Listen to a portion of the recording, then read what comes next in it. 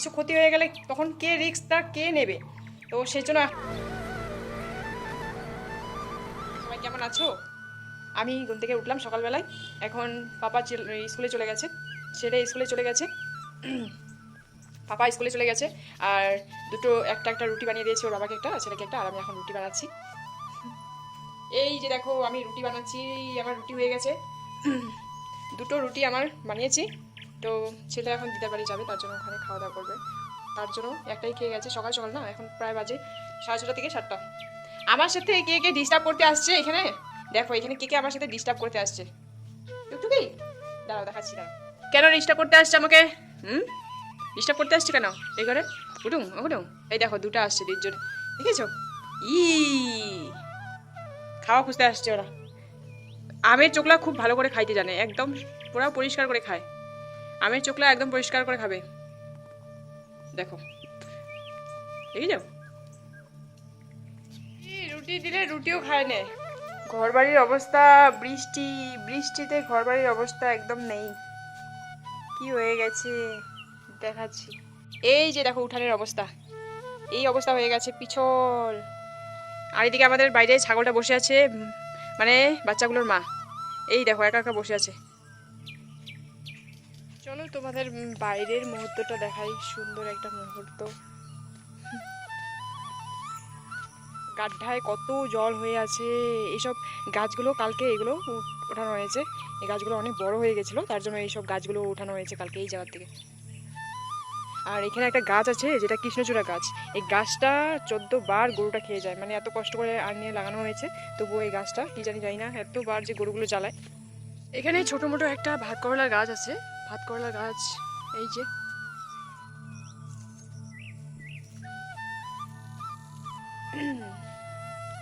কাঁঠালগুলো গাছে মানে বেশি দিন থাকতে দেওয়া যাবে না, কাঁঠালগুলো নষ্ট হবে।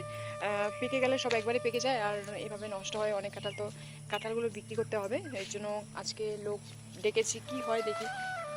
আমাদের রাস্তার দৃশ্য সকাল সকাল দেখাচ্ছি, চলো।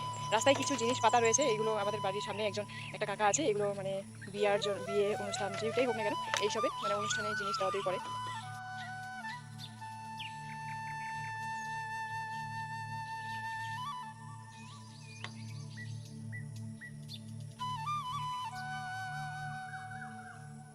এইবারে আর আমরা আম খেতে পাইলাম না, কেননা গাছটাই কেটে ফেলেছে আমাদের, তো তার জন্য গাছটা আধা হয়েছে আধা।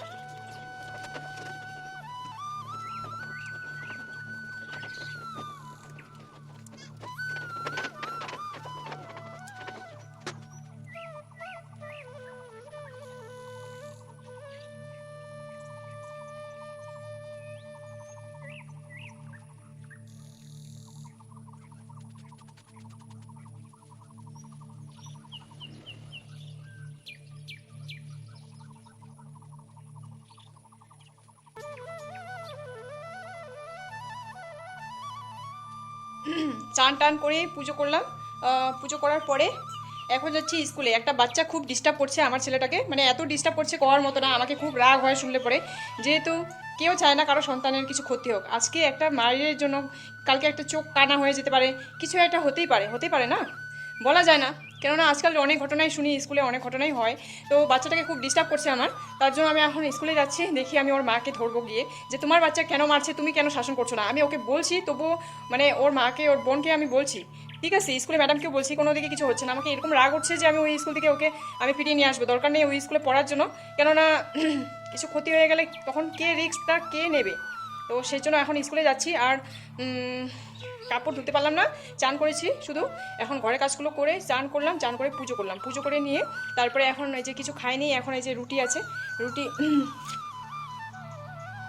দুটো রুটি আছে, এখন এই দুটো রুটি খাওয়ার জন্য এই রুটিতে কি খাবো সেটাও নেই বাড়িতে কিছু। তো ভাবছি এটাই মুখে শুধু দিয়ে এখন ওই যে জল খেয়ে এটাই মুখে দিয়ে এখন যাই, সময় নেই, 8:30 বেজে গেছে, যেহেতু আমাকে 9:45-র মধ্যে পৌঁছতে হবে। তো চলো আমি ওখানে গিয়ে তোমাদের সাথে দেখা করছি। গাইস খাওয়ার সময় নেই, এখন আমি এটা নিয়ে নিচ্ছি রুটিটা, আগে তাড়াতাড়ি স্কুলে যেতে হবে। মানে আমি বুঝতে পারছি না যে টাইমটা কীভাবে মেলাবো, যদি গিয়ে না পাই বাচ্চাটার মাকে তো অসুবিধা হয়ে যাবে, অনেক দূর আমাকে যেতে হবে। আর এখন মানে একটু বান্ধবীর বাড়িতে যাওয়ার আছে, তো কুয়ার বালতিটা পড়ে গেছে, খুবই দুঃখের বিষয়। কি করবো বলো তো, মানে যখন বিপদ আসে সব দিক দিয়ে আসে বলে না, তো কুয়ার বালতিটা পড়ে গেছে, এই জন্য এখন একটা কুয়ার বালতি কিনতে হবে। তো তার জন্য দেখছি যে কতবার নেয় টাকা, আমি তো জানি না, আজকে ফার্স্ট টাইম কুয়ার বালতি কিনবো। চলো এখন আমি বেরোচ্ছি, গেটে তালা মারি।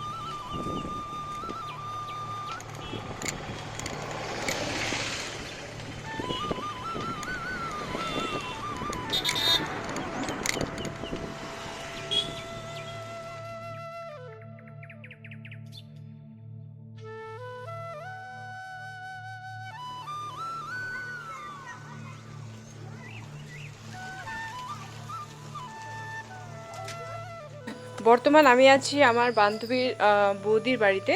তো এখানে একটা হিসাব হচ্ছিল, কেকের হিসাব হচ্ছিল।